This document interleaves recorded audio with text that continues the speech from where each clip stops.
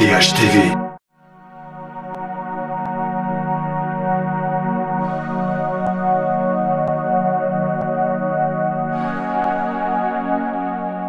Est-ce que l'ufologie ne peut pas nous faire avancer de manière indirecte ou directement, ne peut pas influencer nos technologies et nous faire avancer, nous faire progresser?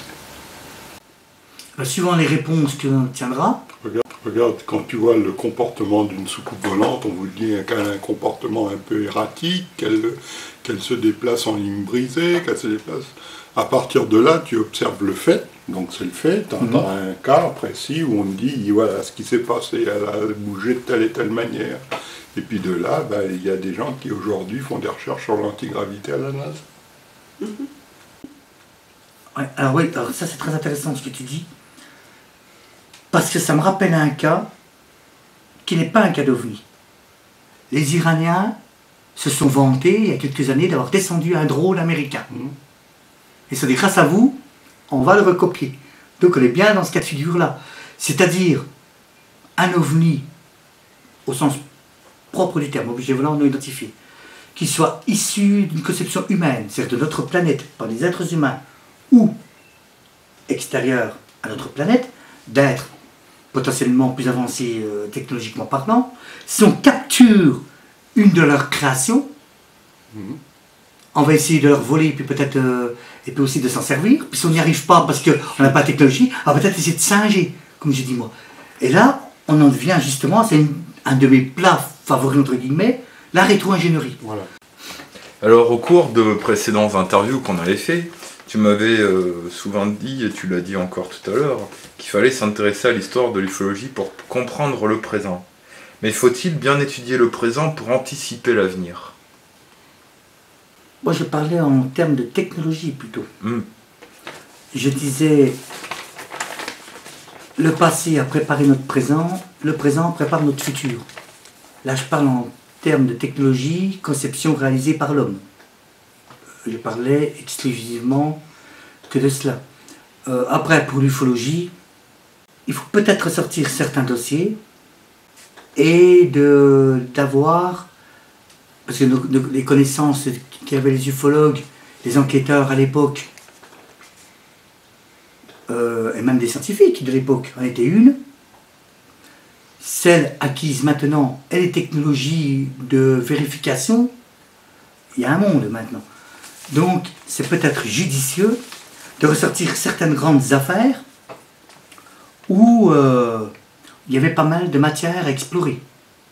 C'est ça le but. Après, ufologie du passé, du présent, du futur. Moi je dis toujours, je prends toujours des images, c'est comme un club de foot. Bon, j'aime bien Saint-Étienne. Saint-Étienne, c'est une histoire, c'est l'épopée. Les poteaux carrés, 1976, la finale à Glasgow. Ça c'est le passé, il ne faut pas le renier. Mais ne pas le renier, c'est pas rester campé dessus, parce que le club il ne peut plus évoluer. L'ufologie, c'est la même chose. Il y a des grands cas. Roswell. On avait dit Carouble, Valensole, pour les cas français, la vague belge, etc. Après ça, on revient moins bien dans le temps, les lumières de Phoenix, les lumières de Stephenville, etc. C'est des cas qui sont des cas phares. C'est la base de l'ufologie. Pourquoi les jeter à la poubelle? Certainement pas. Mais les ressasser pour les ressasser, ou la désactivation des missiles Minuteman, non, ça c'est la base pour dire aux gens, il y a eu des faits, ces faits ont été avérés, il n'y a pas d'explication. Du moins, il n'y en a pas eu à l'époque donnée. À l'instant T, il n'y a pas eu d'explication qui puisse donner un nom que le truc inexpliqué soit devenu expliqué, ou explicable. Donc ça, il faut le garder. C'est la base, ce sont des vrais témoignages authentiques. Je pense qu'il y a des cas qui peuvent être remis sur la table maintenant par rapport à nos connaissances qui ont évolué et nos techniques. Ça pour moi, il y a certains dossiers, ceux qui sont les plus fournis par contre, bien évidemment. Là on parle bien de cas qui ont été avérés. Parce que les gendarmes, c'était en France, les gendarmes sont venus. Il y a eu des biochimistes, il y a eu ceci, il y a eu cela qui sont venus. Effectivement, il ne faut pas ressortir les cas. Et là, on aurait une nouvelle approche. Pourquoi ne pas le faire? C'est la vérité qu'on cherche ou des bonnes histoires? C'est ça, moi, la question que je poserais aux passionnés d'ufologie, témoins ou ufologues. Vous cherchez quoi? Réellement la vérité ou ce qui vous arrange? Moi, c'est la vérité. Alors, la vérité, c'est un grand mot. C'est vérité, ça voudrait dire que quelque part, on nous a menti. Peut-être faut aussi arrêter avec ça. Pas la vérité, mais disons le résultat. C'est le résultat qui vous intéresse ou si c'est ce que j'en attends? Et là, c'est plus la même chose. Moi, ouais, c'est un sujet de réflexion même pour les cas mondiaux, pas seulement en France. Bon, effectivement, c'est encore mieux dans notre pays, puis on est français, bah, à la limite qu'on s'occupe de nos cas. Mais effectivement, ce serait de voir là où il y a eu des traces au sol, voir sur les témoins pour certains cas, c'est de voir si par exemple, ça pourrait pas être lié à une technologie qui existe maintenant, ou du moins qui est sur le point d'être expérimentée. Je pense entre autres à la fusion nucléaire, par exemple.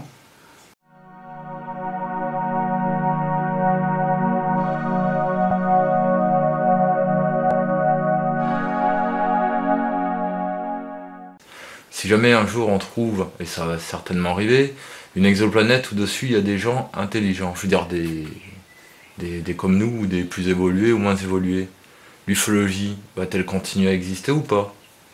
Est-ce que l'ufologie qu'on étudie actuellement aura finalement un rapport avec ces êtres, disons, exotiques d'une autre planète? Parce qu'on aura peut-être découvert une autre planète avec des êtres intelligents, etc., mais qui n'auront rien à voir avec l'ufologie qu'on étudie actuellement, si par exemple l'ufologie qu'on étudie actuellement a un rapport avec des êtres, avec des entités ou des ovnis, disons, venant d'autres dimensions. Et si ça se trouve, on étudie des êtres interdimensionnels, que là on va découvrir une planète avec des êtres dessus, on va dire, ah ben ça y est, l'ufologie c'est ça. Non, manque de bol, c'était ce qu'il y avait là. Même la science, elle évoluera. Ben oui. Bah oui. Puisqu'au gré de cette découverte, ils disent, oh purée, imaginons, ils sont biologiques. La chimie du carbone, mais dans une autre proportion. Au lieu que ce soit l'eau, ce soit le méthane, une forme de méthane, et qu'il y ait le silicium, avec d'autres ingrédients dans d'autres proportions. La recherche d'exoplanètes, elle va exponentiellement changer. Attendez, jusqu'ici on était sur la chimie du carbone, pourquoi? Ils ont bien raison à l'heure actuelle. Les êtres vivants, il faut les prendre où ils existent. Or, sur notre planète, Hawking, que j'aime bien, que j'étudie un petit peu ce que dit Dr Hawking, il le dit. Une vie, elle a besoin de quoi pour exister? D'ingrédients, un peu comme en cuisine. Mais après, peut-être que vous avez des vies, en un claquement de doigts, elles sont déjà mortes. Parce qu'il y a les radiations qui vont les éliminer, il y a ceci, il y a cela. Après, donc, il lui faut résister et évoluer. Pour résister, il faut quoi? Une source d'énergie. Source d'énergie, si on prend une vie où elle existe, il faut aller où il y en a. Sur Terre, pas de problème, il y a des millions d'espèces. Les végétaux, leur énergie, c'est la nourriture. La nourriture, c'est quoi? C'est la photosynthèse. Pour les animaux, ils se nourrissent de végétaux et d'autres animaux à la chaîne alimentaire, l'homme qui se nourrit de tout ça. Maintenant, prenons le cas que cette vie ne soit pas biologique. Bon, alors, un autre cas biologique, mais déjà, on va dire silicium et ce que je disais tout à l'heure, méthane, silicium, donc ce serait organique mais différent. Et dit, si c'était autrement différent, pas organique, imaginons que les astronomes croient voir quelque part des nuages gazeux dans le système interstellaire, pensant que ce sont des nébuleuses, et que finalement c'est une forme de vie à part entière, au même titre que les oiseaux, ils n'ont pas besoin d'engins pour voler. Là vous aurez un truc qui erre dans l'espace, mettons-lui une conscience. Il va falloir une source d'énergie pour qu'il se nourrisse.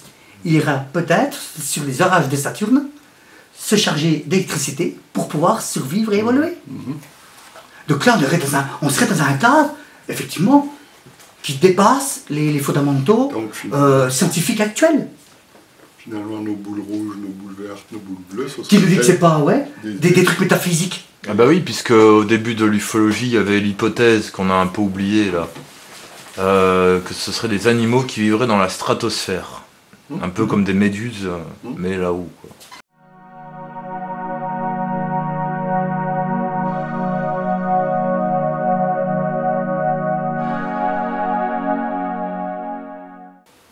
on revient à plusieurs questions fondamentales que je dois se poser.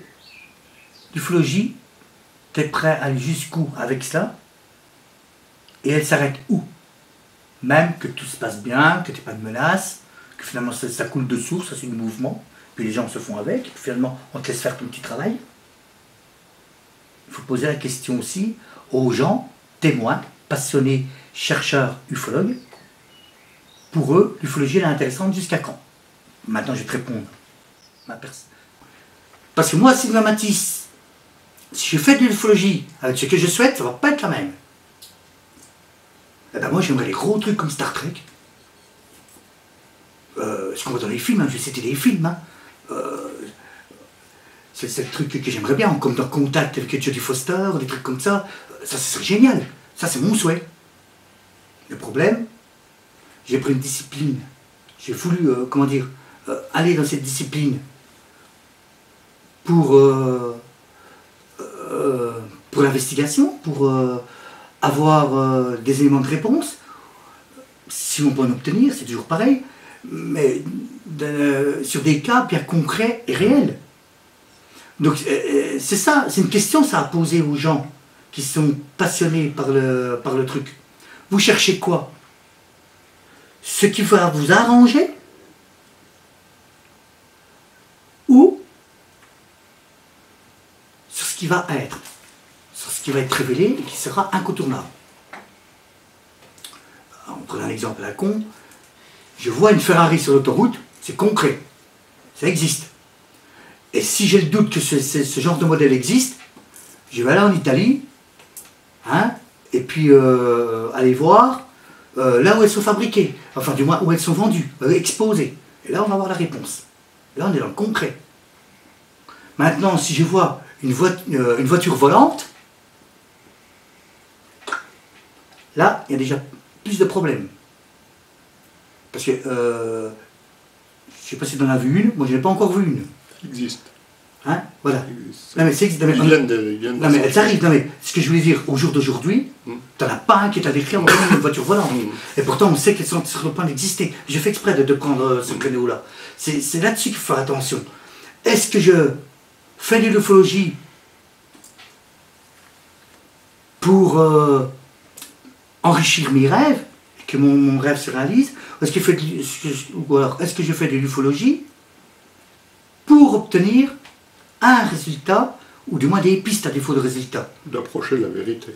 Voilà, d'approcher la vérité. Alors vérité, je ne sais pas si c'est le bon mot, parce que vérité, c'est sous-entend certaines vérités. Voilà, voilà. Certains degrés. Certaines réalisations, quoi. Voilà, certains faits. Voilà, des faits. Moi, ce que je recherche avant tout, ce sont des faits. Et si possible, des faits qui soient, à un moment donné, indiscutables. Lorsque tu auras 99,9% de la population mondiale qui acquiesceront que les soucoupes volantes sont une réalité, là on va parler de faits. Le problème, c'est ce que je disais tout à l'heure, on est allé à la louche 10%. On n'est pas dans la majorité. Ce qui ne veut pas dire qu'on a tort. Mais on en est là. Donc s'il faut, c'est d'avoir des résultats les plus probants possibles et que ça devienne le moins discutable possible, pour ne pas dire indiscutable à un moment donné. La Terre n'est pas plate, c'est clair. Oui, mais pourquoi on le sait? Parce qu'entre-temps, il y a de la conquête spatiale. Alors là, j'entends des inepties sur la conquête spatiale. Comment ils ont fait tout ça, entre autres pour la ceinture de Van Allen, pour les complotistes. Il faut savoir que c'est le taux d'exposition. Les astronautes, ils ne sont pas restés une journée sur la Lune. Parce que le taux d'exposition aurait été mortel pour eux. Voilà. Bon, après, il faut recadrer les choses. Mais là aussi, alors certains disent, il ne faut pas tout avoir les cieux que dit la NASA. On sait que la NASA tronque des informations. Parce qu'elle est obligée, il y a un saut. Derrière, il y a l'URSSAF, il y a l'US Air Force, plus ou moins derrière. Ça, on le sait. Mais ce qui ne veut pas dire pour autant qu'elle ment sur tout. Alors, quand j'entends des conneries sur les SS, qu'il n'y a pas d'astronautes dedans, il faut que les gens ils aillent voir sur les sites du CNES, etc., ce qu'on est en train de fabriquer, s'il n'y a personne dedans, pour que justement remplacer un module et quoi que ce soit. À un moment donné, bon, il faut réfléchir. Je veux bien qu'il y a peut-être eu des trucs tournés en studio, parce que la guerre froide, ceci, cela, mais à un moment donné, de dire que l'homme n'est jamais allé dans l'espace, c'est oublier que Apollo 1, ça c'est mal terminé. C'est les suivantes qui ont été réussies. Et qu'avant d'envoyer Apollo 1 des êtres humains, il y a eu tout ce que j'ai fait dans l'historique spatiale dans le livre. C'est-à-dire des animaux que tu as envoyés. La France en a envoyé, je ne vais pas réveiller tout le bouquin. Mais c'est ça la base pour moi. C'est dire aux gens, attention, quand on dit des choses, il faut tout dire. Parce que moi je veux te dire, je peux prendre une photo prise dans un désert qui ressemble à Mars, et je te mets le logo avec un logiciel NASA. Et mordicus, je vais te soutenir que c'est la NASA, et que la NASA a menti. Alors, si la NASA, il faut être méfiant, parce qu'elle est souvent la cible, il faut l'être, je pense, effectivement, pas tout avaler. Il faut être méfiant aussi des gens qui sont pour la thèse du complot à fond. Parce qu'ils te font dire ce qu'ils veulent aux images, et ils prennent les images qui les intéressent. Pour le pas de l'astronaute, moi je ne l'ai pas mis dans le livre, Neil Armstrong, on dit oui, mais ça ne correspond pas à la pointure. Sauf que l'image qu'ils te mettent, c'est pas la bonne combinaison. Mais ça, il ne faut pas te le dire. Et ça, il faut le dire aux gens. Parce que ça, c'est la malhonnêteté. Et moi, je n'aime pas les malhonnêtetés telles qu'elles soient. Qu'elles soient de sources officielles ou de sources privées. Voilà. Dans certains arguments mis en avant par les théories du complot, il y a des choses qui nous font nous poser des questions. Et ils ont raison.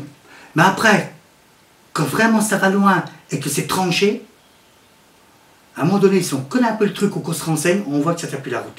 Et ça, c'est malhonnête. Et ça, c'est pas bien. Et l'ufologie, on a plein de choses comme cela. Voilà. Après, on en arrive à des trucs à sensation. Alors, la question fondamentale qu'il faut dire aux gens, ceux qui s'intéressent vraiment à ça, si vous vous intéressez vraiment à ça, vous vous intéressez à quoi? Au sensationnel? Donc en fait, si on vous fait gober sous un truc privé en disant que la NASA a menti et qu'on vous fait gober un truc qui est gros comme une maison mais que ça se voit pas, ça vous satisfait? Ben moi non. Moi ce qui me satisfait c'est d'avoir le résultat. L'ufologie, on devrait être sur ce cas-là. En même temps, je peux prendre un autre exemple, un enquêteur de police. Effectivement, un enquêteur de police, s'il y a un crime, il va déjà piocher sur l'environnement. L'environnement, si dedans, tu as un gars qui a fait de la prison, si tu as un gars qui est marginal, eh ben, c'est dans le conscient ou l'inconscient humain, on va plutôt aller soupçonner cette personne-là. Et ça se trouve, c'est le costard-cravate, qui a un PDG, qui a une vie bien rangée, qui est bien vu dans les médias, qui peut être le coupable. Et si le policier le faisait que sur une apparence, eh ben, il y a des affaires, ils auraient raison, puis d'autres, ben, ils feraient d'énormes bourdes judiciaires. Pour moi, l'ufologue, celui qui se dit ufologue, enquêteur, en tout cas, encore le témoin est excusable, mais l'enquêteur, si on se dit enquêteur, on prend tous les paramètres, et pas ce qui nous arrange. Moi, j'essaie de prendre les paramètres les plus palpables, techniques, technologiques, scientifiques. Je suis ni ingénieur, ni scientifique, donc je vais essayer de lire des choses que je peux comprendre. Et si je ne comprends pas, je vais essayer de les faire interpréter par des spécialistes. Mais je ne vais pas rejeter l'autre partie qui est plus contradictoire, qui peut être paranormal ou ce que l'on veut. C'est aussi de prendre les données qui arrivent de l'autre côté. Ça peut être des questions qu'on peut mettre en avant sur les spécialistes. Et voir s'ils ont une réponse ou pas. Là, il faut partir sur une base concrète. Si tu veux que ta maison, elle tienne, tu ne vas pas commencer à mettre les moellons. Il ne faudra peut-être pas faire des fondations avant. Moi, c'est ce que j'ai proposé dans le livre. Et c'est pour ça que mon travail, il est ingrat. Puisqu'il n'y a pas de raccourci, donc il est très long. Alors certains disent je perds du temps, certainement. Mais si au bout, on obtient des réponses, il faut accepter de le perdre de temps. Les raccourcis sont un piège. Hein, je prends toujours des images. Voyez ceinture noire en 6 mois. Ah oui? Eh ben, la personne qui ceinture noire de karaté en 6 mois, qu'elle aille faire un stage au Japon, où là il va être à Ganji, un étranger, et je lui conseille d'y aller avec une ceinture blanche, parce que ça risque de faire méchamment mal. Donc, attention aux raccourcis. C'est autant de pièges. Et le problème, c'est que les pièges en ufologie, ils peuvent être fatals. Parce qu'une fois que vous avez perdu votre crédibilité, c'est terminé pour vous. Vous êtes catalogué. Oh, lui là, oh ben, la bourde là qu'il a sortie, tout ça, ben, il est peu crédible. Alors que ça se trouve sur le reste de ses travaux, il aura fait du bon travail. Hein, c'est ça. C'est pour ça que moi je préfère des hypothèses que plutôt des affirmations. À part, si tu as une preuve, et là, malheureusement, et heureusement aussi, il faut des preuves. L'être humain, il fait comme ça. Il faut des preuves.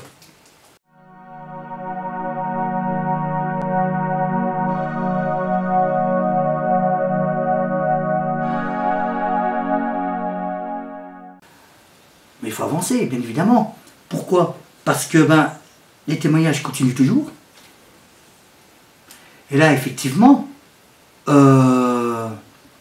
faut se pencher sur les cas les plus récents. Ne serait-ce que pour savoir si on a affaire à la même chose, si ça continue ou pas, les incursions. Je pense qu'il faut avancer maintenant, continuer de recueillir des témoignages. Et c'est vrai que archiver des témoignages qui puissent nous fournir le maximum d'informations, même si on n'aura pas d'explication finale, il faut avancer. Parce qu'il faut qu'on sache si ces phénomènes existent toujours, s'ils ont changé la forme de la nature. Il ne faut pas rester figé sur une époque. Mais ne pas rester figé sur une époque, ça ne veut pas dire qu'il faut jeter les Lumières de Los Angeles en 1942, l'affaire Roswell en 1947, Kenneth Arnold en juin 1947, etc. etc. C'est pas dire qu'il faut les rejeter, ça c'est la base. Mais une base ne veut pas dire en aucun cas une fin en soi. On en revient à la ceinture noire de karaté dans mes images. Je viens d'avoir mon premier dan, ça y est, je sais tout le karaté. Ben non, parce que tu peux monter dans les dan. Et c'est là que tu vas devenir encore plus performant. Donc bien évidemment, il faut avancer.